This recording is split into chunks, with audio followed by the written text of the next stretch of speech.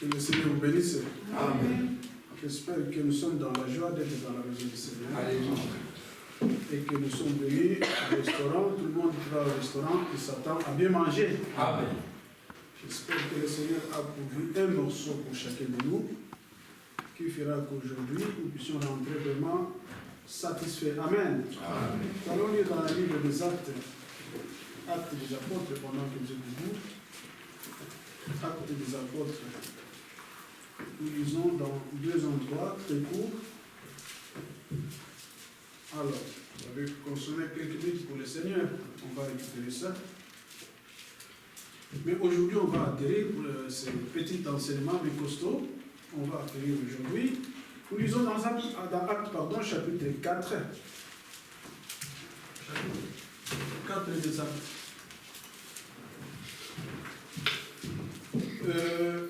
Le verset de 17 jusqu'au verset 20.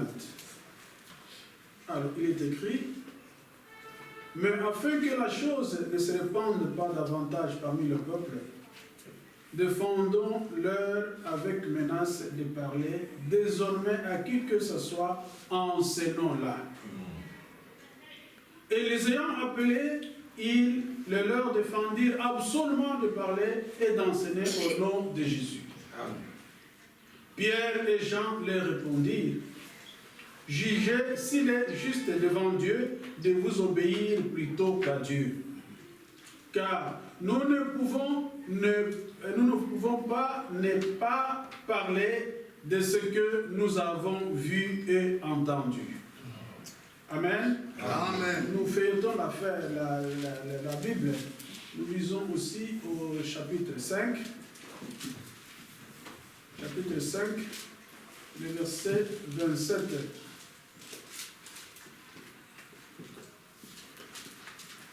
Verset 27 jusqu'au 28, donc deux versets seulement.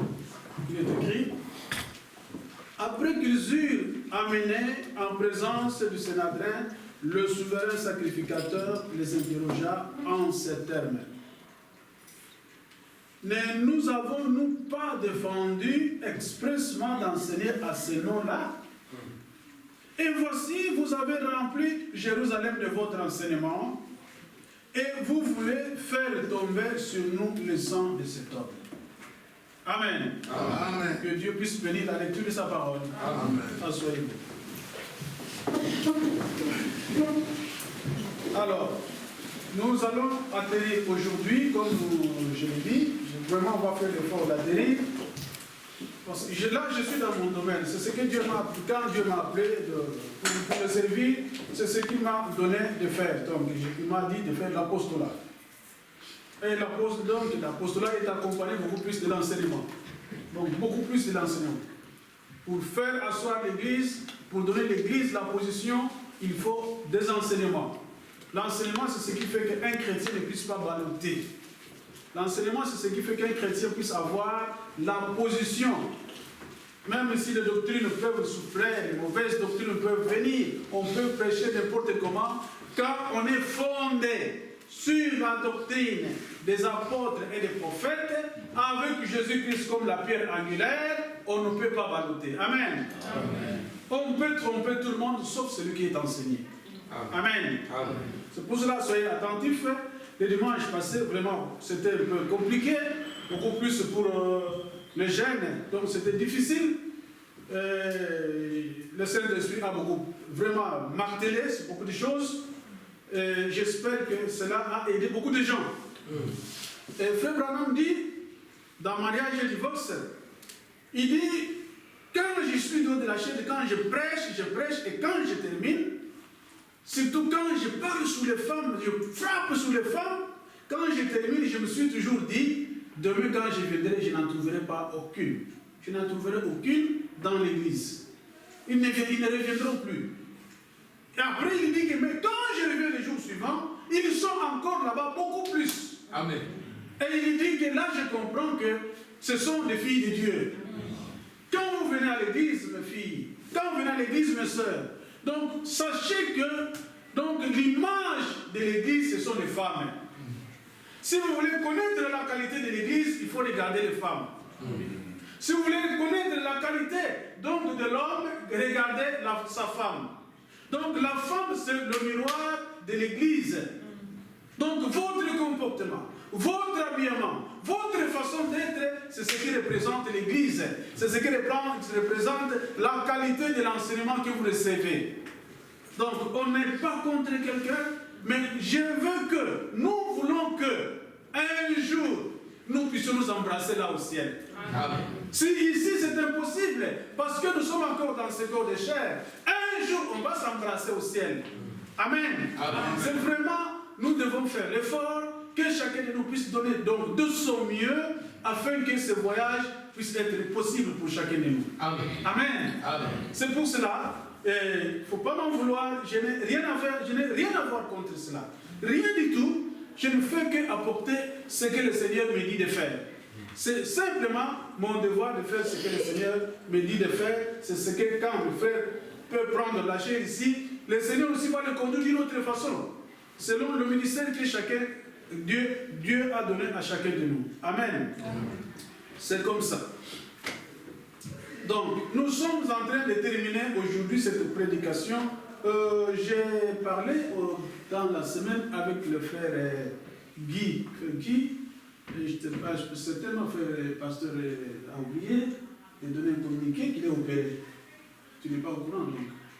Donc il a été opéré, donc, et puis il est sous plâtre, donc il a été opéré. Et vraiment, j'ai prié pour lui moi-même et pensé aussi à lui dans la prière. Amen. Amen. C'est notre devoir, vraiment. Je l'ai appelé, donc j'ai causé avec lui, même aussi avant-hier. Alors, nous allons terminer cette prière, cette prédication sur l'imitation du christianisme. Aujourd'hui, comme nous avons dit la fois passée, nos églises, non seulement celle-ci, la nôtre ici, mais nos églises du message du temps de la fin, ça ne va pas. Ça ne va pas, ça ne va pas. Partout où nous allons, alors on remarque une nette différence entre les églises d'aujourd'hui et ce que nous étions hier. Hier, toutes les dénominations nous respectaient. Toutes les dénominations respectaient les pasteurs du message. Ils respectaient les prédicateurs du message. Ils respectaient le sort du message. Ils respectaient les frères du message. Parce qu'ils voyaient cette différence dont parle Malachie. Malachie dit qu'à la fin du temps, au temps de la fin, il y aura une différence entre les vrais adorateurs et les faux adorateurs. Il doit y avoir une différence entre ceux qui adorent le vrai Dieu dans le vrai et ceux qui n'adorent pas Dieu dans le vrai. Il doit y avoir cette différence. Cette différence existait. Maintenant, je peux dire, ou soit elle est rétrécie, soit elle est disparue. Presque ça n'existe plus. Il n'y a pas de différence aujourd'hui entre les frères, entre le sœur du message et le sœur et les pentecôtistes. Donc, c'est la même chose.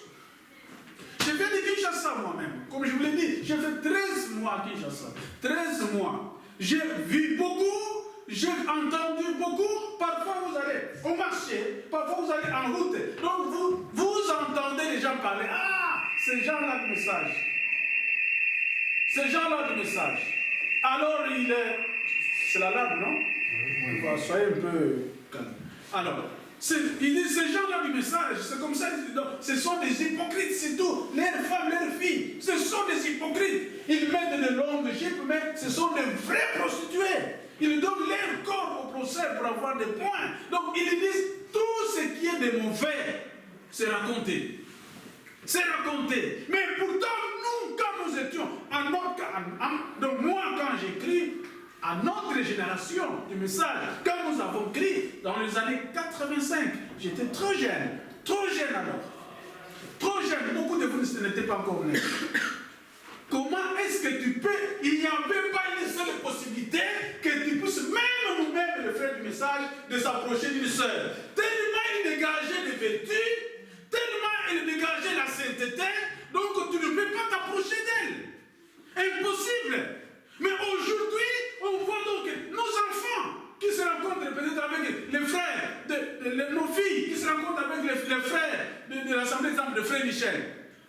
Ils se rencontrent là-bas. Hey, comment? Bonjour. Ça, c'est quoi? Ça n'existe pas dans le message. Ça n'existe pas. Depuis quand qu'on a... C'est-à-dire que nous sommes allés regarder ailleurs. On a épuisé des choses ailleurs. C'est nous qui sommes allés vers les diables. Et nous, ce n'est pas le diable qui est venu dans notre camp. C'est nous qui sommes allés tricher ailleurs. Impossible. Quand est-ce que les gens vont mener la vie chrétienne? Quand est-ce que les gens vont vivre la parole de Dieu? Ça sera quand? Au ciel? Impossible. Si on ne vit pas la parole de Dieu ici, on ne peut pas entrer au ciel.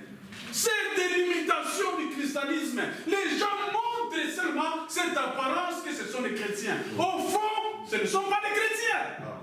Non, le christianisme, ce n'est pas un slogan. Le christianisme, c'est une vie. Amen. Le christianisme, c'est une vie qui doit se lire. Ceux qui ne connaissent pas Dieu doivent voir Dieu en nous. Amen. Quand on ne peut pas voir Dieu en nous, alors nous ne croyons pas. Parce qu'il a dit, je serai au milieu de vous et même en vous. Amen. Il est où?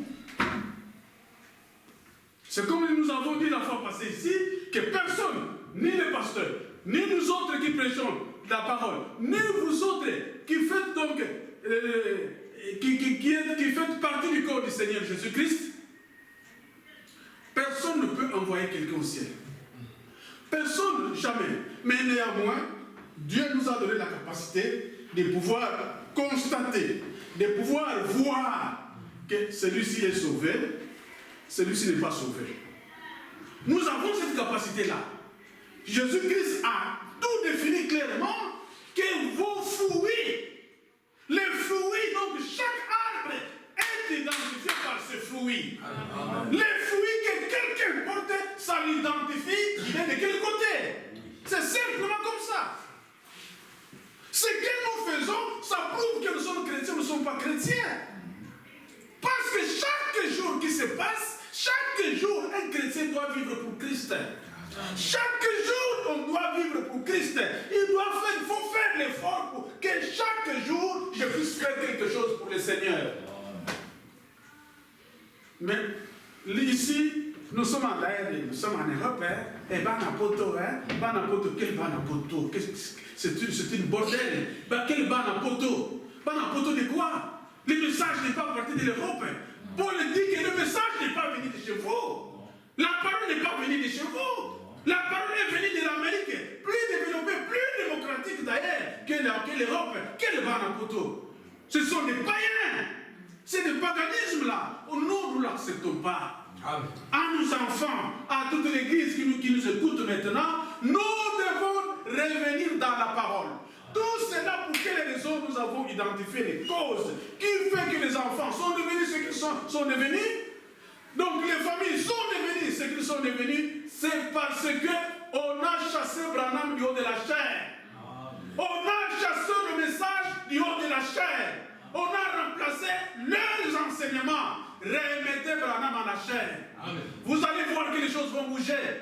Remettez le message du haut de la chair. Vous allez voir que les miracles vont retourner. Les prodiges vont retourner. Les bénédictions vont retourner.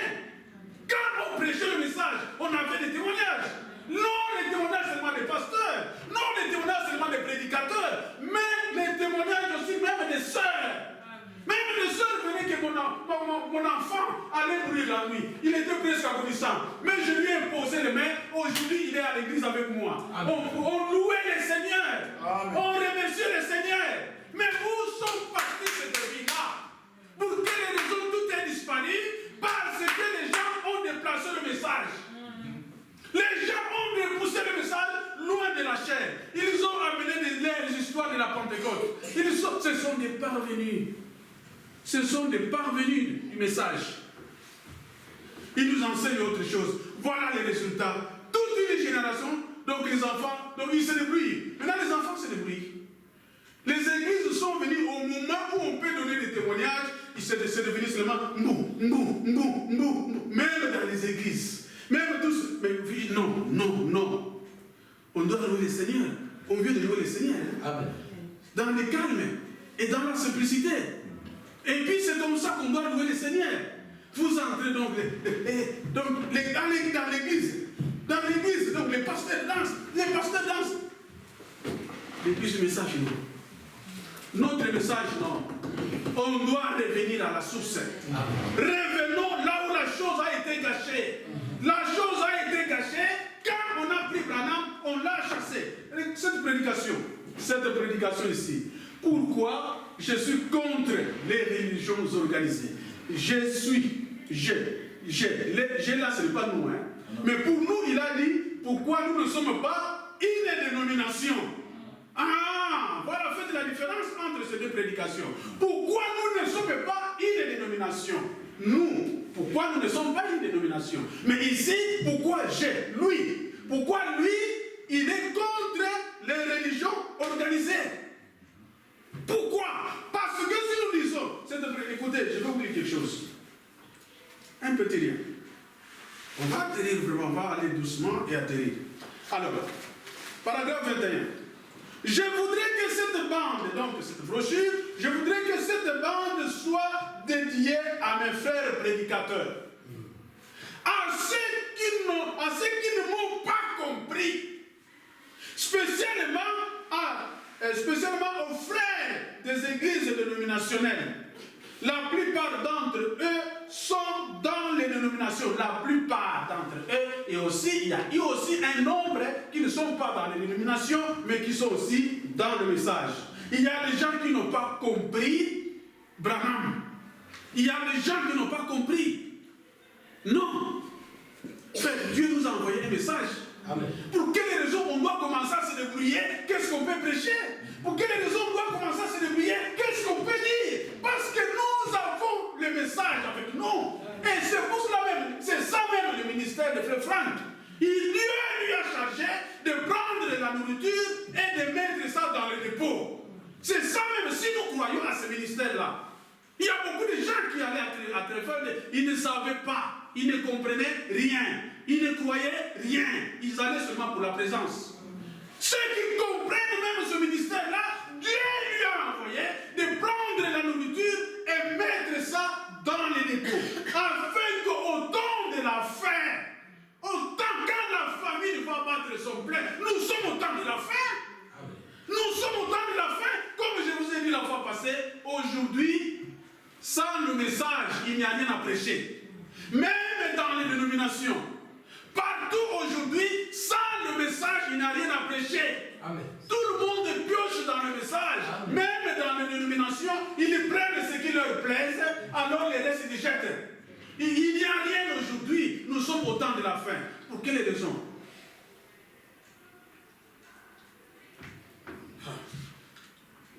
La prédication, dans cette prédication, les textes qu'il a mis pour prêcher cette prédication, c'est dans 1 Samuel 8. 1 Samuel 8, donc là on parle du roi rejeté. Quand Israël s'est décidé de prendre un roi, de ne plus être en fait conduit par Dieu, ils ont choisi un homme pour les conduire quand Israël a choisi le premier roi, leur premier roi. Voilà les textes qu'il a pris. Donc, roi rejeté. C'est pour cela pourquoi je suis contre les religions organisées. Parce qu'ils ont rejeté les rois. Ils ont rejeté le message. Et pourquoi nous ne sommes pas une dénomination? Parce que nous avons reçu un prophète. Amen. Parce que nous avons reçu le message. C'est pour cela que nous ne sommes pas une dénomination. Qui peut comprendre ces choses? Ah, pasteur, qui peut comprendre ces choses? Où sont ces prédicateurs qui aujourd'hui qui peuvent comprendre ces choses? Parce qu'ils viennent à l'église seulement, qu'ils prêchent, alors donc son cœur n'est pas pour le salut des âmes. Leur cœur est ailleurs.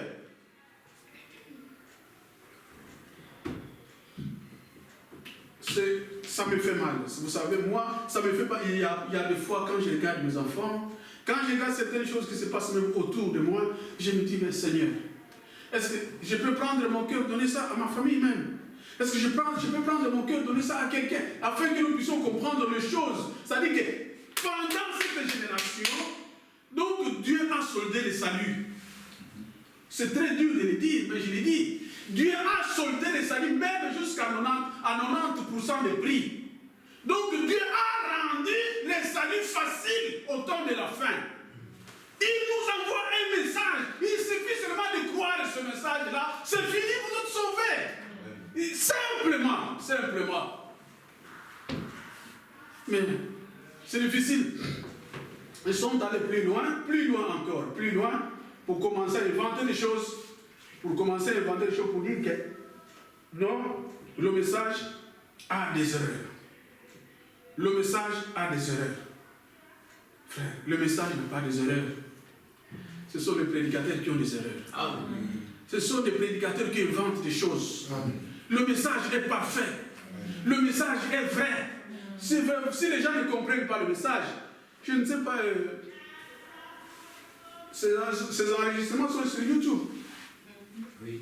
Voilà. Parce qu'il y a quelqu'un qui m'a appelé, qui me connaît, qui m'a posé une question. Et je lui ai dit, où est-ce que tu as... Je t'ai trouvé sur YouTube en train de prêcher. Moi, je dis, ah, ok, d'accord. Il m'a posé des questions, mais peut-être plus tard, je vais reprendre ces questions. Ce sont des questions de connaissances générales. Alors, il y a des gens qui ne connaissent rien du tout. Rien du tout du message. Rien du tout. Vous savez, dans l'âge d'Éphèse, au début de l'Église, il y a les 7 fils de Séva. Le 7 fils de Séva qui était là seulement pour citer Paul, pour citer le Dieu de Paul. Seulement il prononçait. Alors, ils sont allés pour donc ceci. Acte 19. Acte 19. Acte 19. Oui, voilà, acte 19. Ça me vient comme ça. Acte 19, je suis au verset 13. Verset 13. Verset 13. Quelques exorcistes, juifs exorcistes, ce sont les gens qui chassent les mauvais esprits. Donc par leur puissance. Donc ils ont une puissance de chasser les mauvais esprits dans les hommes, dans les bâtiments et tout ça. Donc c'est une pratique qui est venue de la Grèce et qui s'est étendue au Moyen-Orient. Voilà, ça n'a rien à voir avec la puissance du Saint-Esprit. Voilà. Quelques exorcistes juifs ambulants essayaient d'invoquer sur ceux qui avaient des esprits malins le nom du Seigneur Jésus en disant « Je vous conjure par Jésus que Paul prêche ». Ceux qui faisaient cela étaient 7 fils de Séva, juifs, l'un des principaux sacrificateurs. L'esprit malin leur répondit « Je connais Jésus. Je sais qui est Paul. Mais vous, qui êtes-vous? » Et l'homme dans lequel était l'esprit malin se lança sur eux et se rendit maître de tous deux et les maltraita de telle sorte qu'ils s'enfuirent de cette maison nus et blessés. Amen. Amen. Frère Branham dit que ces esprits ici qui habitaient dans cet homme-là, c'était les esprits qui aiment la nudité. Voilà. Frère Branham dit que c'était les esprits qui aiment la nudité qui étaient dans cet homme-là possédé des esprits. Et les fils de Séva, ils ont vu cet homme-là, ces exorcistes, ils sont allés pour chasser ces esprits-là. Ils ont commencé à chasser, ils ont utilisé leur formule, ça n'a pas tenu. Ils ont utilisé leur formule, ça n'a pas tenu. Mais ils savaient que quand Paul utilisait les formules que Jésus a données, alléluia! Quand Paul utilisait les formules que Jésus a données, que en mon nom, vous chasserez les démons. Ils savaient que ça résistait. Ils savaient que ça passait très bien. Alors il dit, on va emprunter les formules de Paul. Voilà l'imitation du christianisme. On va faire comme Paul fait. Alors ils sont venus devant cet homme-là, il dit, au nom de Jésus que Paul prêche, nous te conjurons, sors de cet homme ici. Alors les mauvais esprits, les esprits-là d'humilité, ont commencé à parler. Qui êtes-vous? Qui êtes-vous, messieurs? Nous, on connaît Jésus.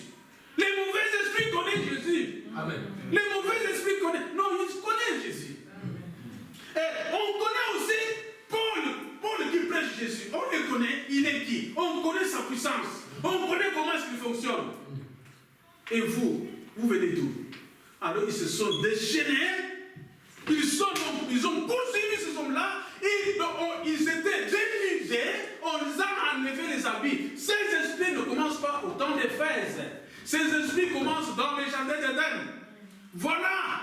Donc imaginez-vous que le premier péché que l'homme a connu, le premier péché qui a été commis par l'homme, par la femme, par Ève, c'était d'enlever les habits. C'est ça le premier péché qui a été commis. Enlever. Le diable, c'est un ancien combattant. C'est ce qu'il a commencé à faire dans les jardins d'Éden. La toute chose qu'il a fait avant de passer à l'acte, il a commencé par enlever les habits. Et ce démon-là, il s'est développé. S'il continue à faire ce qu'il a fait dans les jardins d'Éden, on va le démasquer. Mais il change de forme selon la génération. Et maintenant, il a pris notre forme. Maintenant, avant, vous allez voir que c'est toujours avec la femme, pas avec les hommes. C'est toujours avec la femme. Premièrement, il prend les habits, il coupe l'habit ici. Tout ça nu, tout ça dehors. Et imaginez quand les femmes mettent ces jupes-là, des mini-jupes comme ça, presque nues. La première chose qu'elles font, quand elles mettent ces habits-là, la toute première chose qu'elles font, c'est de sortir. Jamais ne voir une femme qui met une mini-jupe et rester à la maison. Non. Ils sortent pour faire quoi? Pour accomplir la mission. Peut-être qu'ils n'avaient rien à faire. Il va commencer à balader dans la rue, pour rentrer dans les magasins, pour sortir. Mais pendant qu'il marche comme ça, il y a des gens qui regardent. Il y a des gens qui tombent. Tu n'as pas couché avec ces hommes-là. Mais au jour du jugement, tu auras donc tout un peloton derrière toi. Tout un peloton qui ont fait l'adultère avec toi. Tu peux dire que Seigneur, moi on m'a épousé vierge. Mais le Seigneur va dire que tu es inadultère. Parce que tu as fait tomber tout un nombre de gens. Celui qui regarde une femme dans l'intention de la convoiter a déjà commis l'adultère avec elle. C'est ce que dit la Bible. Et le prophète dit, la responsable de ce péché-là, c'est la femme. Parce que c'est elle qui a permis à ces hommes-là de la convoiter. Maintenant, quand il voit qu'on commence à crier sur des mini-jupes, alors il ferme des mini-jupes, il ouvre ici, tout ça dehors. Quand on crie ça, il ferme ici, maintenant il ouvre tout ça dehors. Maintenant, il y a des choses qui viennent là, des petits soutiens comme ça. C'est comme à peu près comme métallique. Quand on met ça comme ça pousse toute la partie comme ça. Et tout ça, ça gonfle comme ça, et puis on laisse les modes des habits beaucoup plus. Maintenant, c'est comme ça. Tout ça dehors. Vous portez ça quoi? Fils de Dieu, princesse. Votre Père, c'est le roi de ce monde. Votre Père, c'est Jésus-Christ. Il est mort pour vous à cause de vos péchés. Il a été crucifié. Respectez votre corps. Donc, il est tellement saint. Il est tellement saint, votre corps. Ça vaut mieux que tous ces gens-là. Et parfois, vous permettez qu'un païen puisse te toucher. Parfois. Quelle disgrâce. Quelle disgrâce. Dans l'Ancien Testament, il était interdit de mourir en dehors du camp. Ah mon Dieu. Dans l'Ancien Testament, il était interdit de mourir en dehors du camp. Quand en Israël, on mourait, ceux qui mouraient en dehors du camp, ils étaient considérés comme perdus. C'est pour cela que vous voyez partout dans le monde, il y a des cimetières des Juifs. Ce n'est pas anodin. Ce n'est pas un hasard. Il y a des cimetières des Juifs partout. Et quand maintenant il y a un ordre que les Juifs doivent rentrer chez eux, c'est comme c'était passé en Égypte. En Égypte, vous savez, quand Josué a sonné la trompette de sortie, la toute première chose que les Israéliens ont fait, ceux qui étaient donc là à Goshen, ce qu'ils ont fait après que Josué ait sonné la trompette de sortie, ils ont pris la bêche. Chacun. Ils sont descendus dans les cimetières. Chacun d'eux a déterré les os de ses parents. de tous les membres de leur famille. Ils ont déterré tout. Donc tout, ils ont tout déterré. Ils ont pris les os donc, de ces gens-là morts. Dans les prédications des exodes, nous, prédicateurs, parfois, on exploite peu cet aspect-là. On n'en parle même pas, presque. Donc, quand Josué a sonné la trompette de la sortie, tous les Israéliens se sont précipités pour déterrer les ossements de leurs parents. Donc, tous ceux qui étaient enterrés là, donc, quand Israël partait dans la terre promise, il n'avait pas seulement de volailles et de bétail. Ils n'avaient pas seulement de jeunes, vieux, femmes, hommes. Non, ils avaient aussi des ossements, les ossements des hommes morts. Ils marchaient avec eux. Pour quelle raison? Parce que Jacob, le papa de Joseph, qui était premier ministre en Égypte, quand ils ont immigré, Joseph est mort en Égypte. Avant que Joseph meure, avant que Jacob meure, il a appelé son fils Joseph. Il dit, Joseph, pose ta main sur ma cuisse. Joseph a posé la main sur la cuisse de son père. Il dit, promets-moi, quand tu vas sortir de ce pays-ci, tu prendras avec toi mes os. Tu prendras avec toi mes ossements, tu vas amener ça en Palestine, là, dans notre pays. Tu me promets? Oui, papa, je promets. Et c'est ce que tu feras aussi à ton tour devant tes enfants avant de mourir.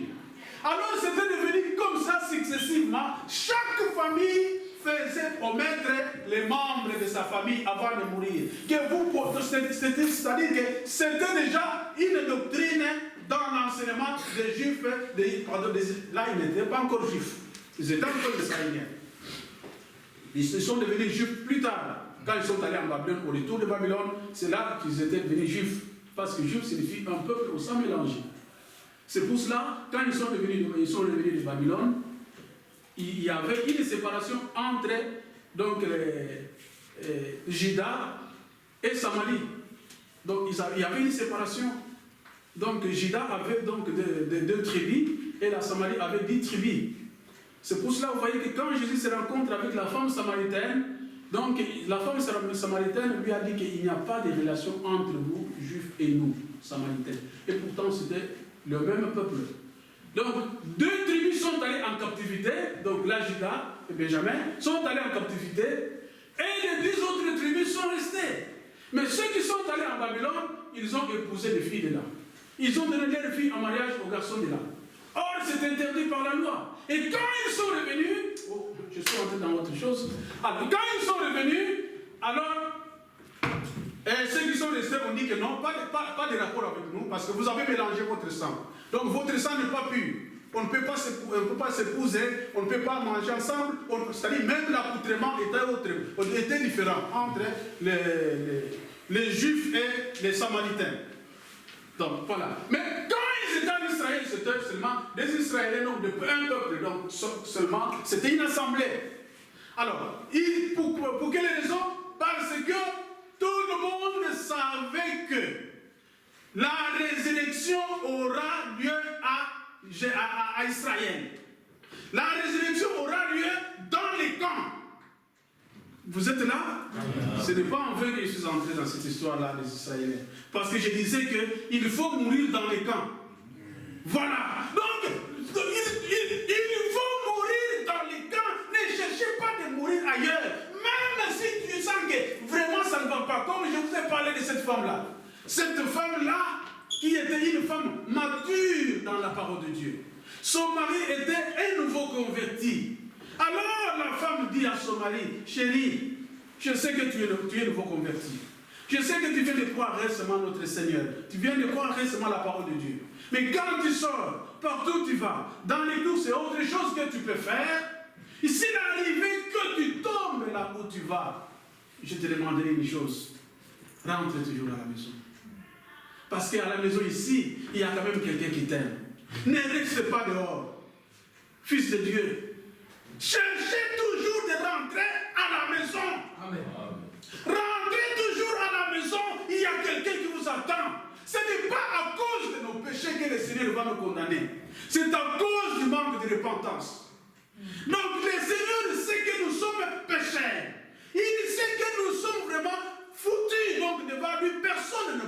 sauvés. Mais nous sommes seulement sauvés par la grâce. Alors, ne restez pas dehors. Ne restez pas loin de la parole. Peu importe ce qui arrive, rentrez dans la parole. Revenez dans la parole. N'imitez pas les choses qui se passent dehors. Non. Parce qu'aujourd'hui, l'image que tout le monde a, non, les frères, le message, non, le message, non, tout ça, ce que les gens racontent maintenant, c'est venu de nous-mêmes. C'est venu de nous-mêmes. Donc, non, tout ce qui se trouve dans la brochure, ce n'est pas la parole. Non, le prophète, d'ailleurs, le frère Branham, il a commis aussi des erreurs. Donc, tout ce qui se dit, tout ce qui est dans la brochure, ce n'est pas la parole. Tout ce qui est dans la brochure, c'est la parole de Dieu. Ah oui, ah oui. Écoutez. On a oublié quelque chose. Donc, non, il a menti au téléphone. Il a menti. Tu étais avec lui quand il a menti au téléphone? Comment? Qui a surpris Branham en train de mentir? Personne. Mais plutôt, c'est lui seul qui a commis cette erreur. Chez lui à la maison, dans la sincérité, il vient raconter ça au lieu de la chair. C'est un homme sincère. Ah oui! Pourquoi on doit commencer à anticiper cette histoire-là, il a menti au téléphone, Frère, Fred, je te vois donc aujourd'hui, le jour où tu verras que Frère Clément, c'est un homme mystique. C'est le jour où j'apprendrai que mon papa, il a volé. Mon papa, il a volé. Mon papa, quand tu marches comme ça, au nom de ton père, il a volé. Je dois t'applaudir? Non, jamais. Jamais. Jamais.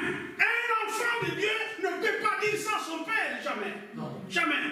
Un parent. Nos parents, ce sont le Dieu à honorer. Amen. Mais Jésus-Christ, c'est le Dieu à adorer. Amen. Amen. Jésus-Christ, c'est le Dieu à adorer. Nos parents, ce sont les dieux à honorer.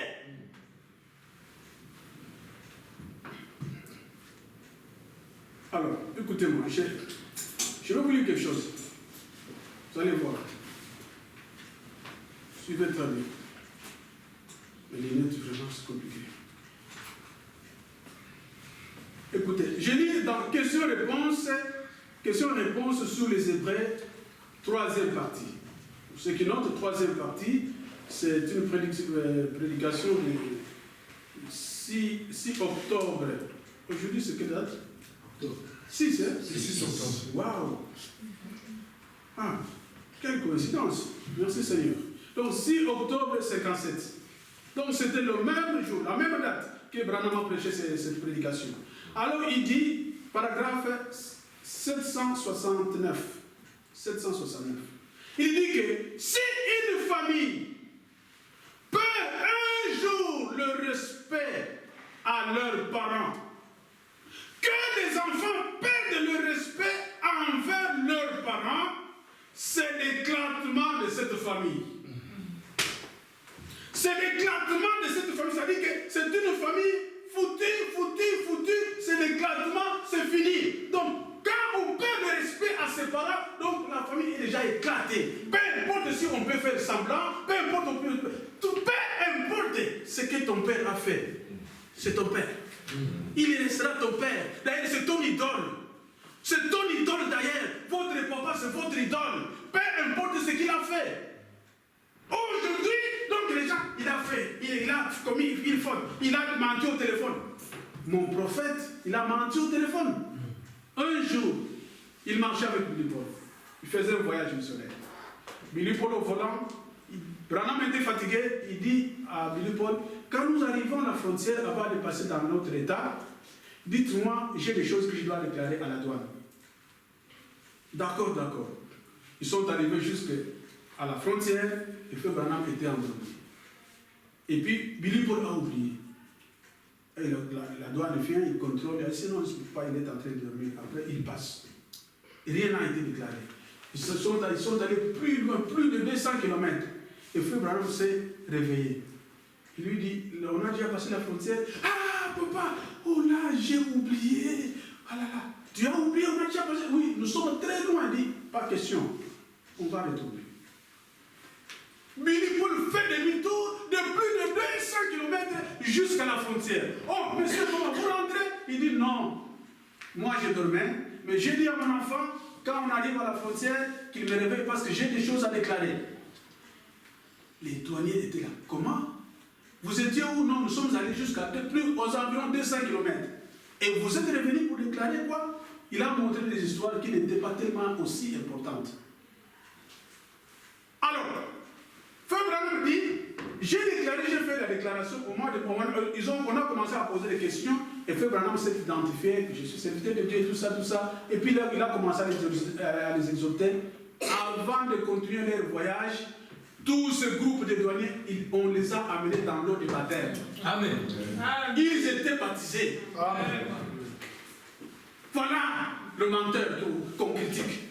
Un homme tellement sincère. D'ailleurs, le ciel lui a dit, si tu seras sincère, même le cancer ne peut pas exister. Amen. Même les cancers. Si le cancer n'a pas existé devant Branham, parce qu'il est sincère. Amen. C'est ça.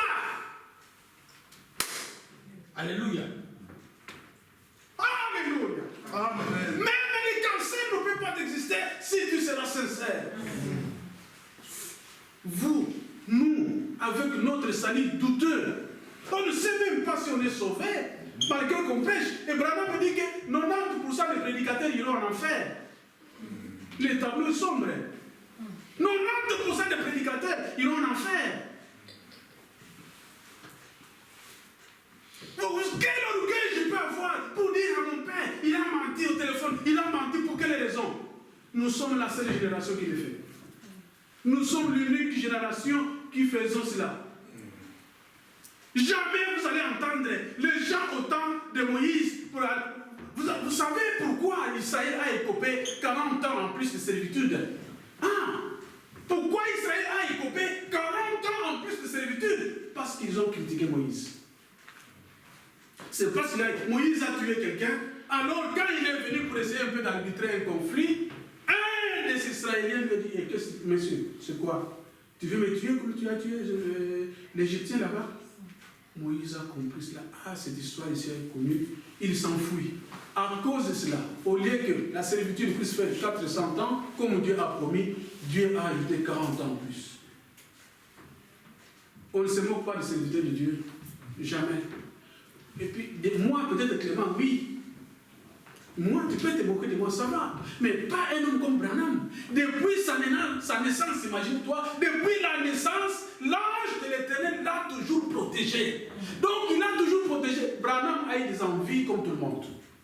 Branham a eu des envies. Il a eu même des copines. Branham a eu des copines. Il a pris un jour une copine, il l'a amenée quelque part dans la brousse, ils étaient dans leur fort en train de causer. Branham dit, bon, et la copine a dit, mais toi tu es une poule mouillée, tu ne sais même pas faire un simple bisou. Mais dit, Branham dit, je vais te prouver aujourd'hui que je ne suis pas une copine, et je ne suis pas une poule mouillée. Non, je vais te prouver. Tant que l'homme il bombe la torse, alors il tient la fille, il les pousse comme ça, quand la bouche avance pour arriver quelque part ici,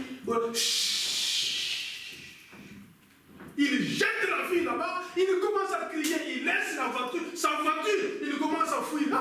La fille tombe, commence à dire poule mouillée, poule mouillée, poule mouillée. Voilà! Ne bois pas, ne fume pas, ne suis pas ton corps. Parce que j'ai un service à faire avec toi. Amen. Depuis la naissance, un homme comme ça mérite du respect. Un homme comme ça mérite du respect. Si je ne peux pas le faire pour mon pasteur, pourquoi je dois le faire pour mon pasteur de l'âge? Pourquoi? Pour quelle raison?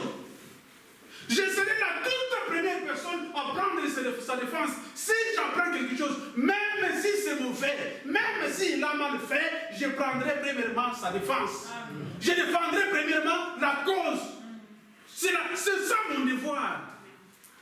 Quand les enfants s'assoient, vous commencez à parler de votre père, vous commencez à critiquer notre pasteur, et vous êtes notre prophète. C'est une malédiction. C'est là où la chose a déraillé. C'est là où la chose a déraillé. C'est pour cela, donc, quand la chose déraille, les conséquences, c'est pour cela, la mondanité est entrée dans l'église. La mondanité est entrée dans l'église du message. C'est pour cela que je vous ai dit la fois passée, on en a parlé.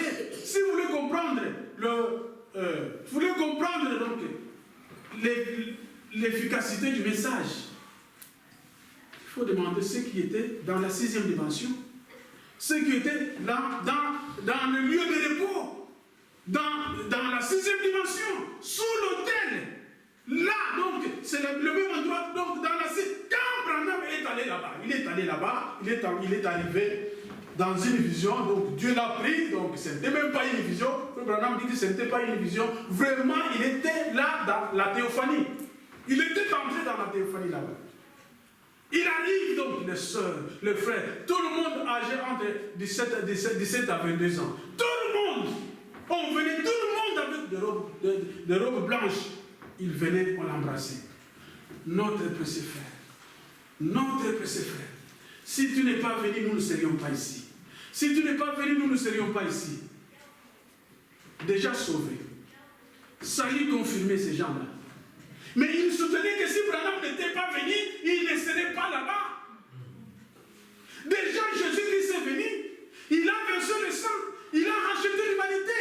Mais continue à dire que si toi, Branham, tu n'étais pas venu, on ne serait pas ici. Il ne disait pas que si Jésus n'était pas venu. Il savait ces gens-là que Jésus, c'est lui qui a envoyé Branham. Amen. Il savait cela. Il n'était pas dans l'erreur de dire cela. Et Branham dit, ah bon? Après, on a pris une chaise, on l'a donné, pas une chaise, un endroit surélevé comme ça, on l'a fait monter. Il était au-dessus, tout le monde en bas. Et il pose la question, pourquoi vous m'avez mis ici? On dit, la voix lui dit, dans cette voix-là, ce n'était pas un ange, c'est Dieu.